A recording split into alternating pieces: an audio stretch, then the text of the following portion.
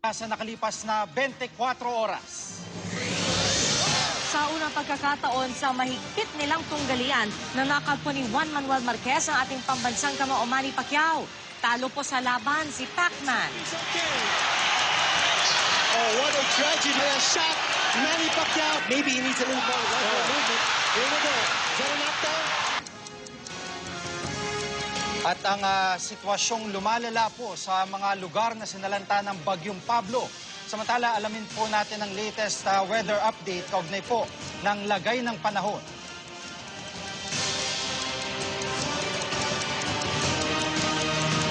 At tunghayan din po natin ang mga obrang gawa sa putik. Yung bahagi po ng perang malilikom dyan, idodonate po sa mga biktima ng Bagyong Pablo. Yan at iba pa mga balita ngayon na dito sa 24 Oras Weekend.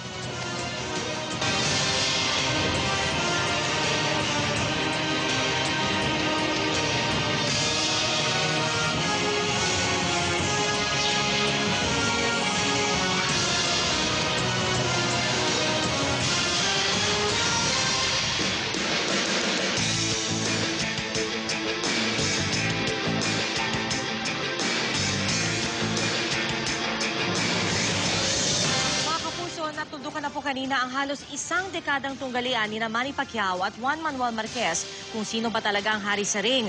At sa laban nila sa Las Vegas, 2 beses na patumba ni Marquez. Susunod! Latest weather bulletin, alamin live. Lalaki sa Katiil, Davao Oriental na patay ang bayaw dahil umano sa relief goods. At ang mga obra na gawa sa putik. Tutukan yan at iba pang balita tungkol sa Pacquiao Marquez 4 dito lang sa 24 Oras. Alright. Subukan po nating balikan maya-maya ulit si Chino Trinidad. Magbabalik po ang 24 Oras. Okay. Maraming salamat, Chino Trinidad, live mula sa Las Vegas, Nevada.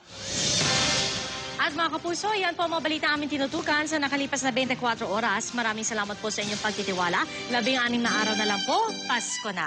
Mula sa tahanan ng katotohanan, ako po si PR Kanghel. Ako po si Jigo Manica, dito ang GMA. Walang kinikilingan, walang pinoprotektahan. Walang kasinungalingan, serbisyong totoo lamang. At dahil hindi natutulog ang balita, Nakatuto kami 24 oras.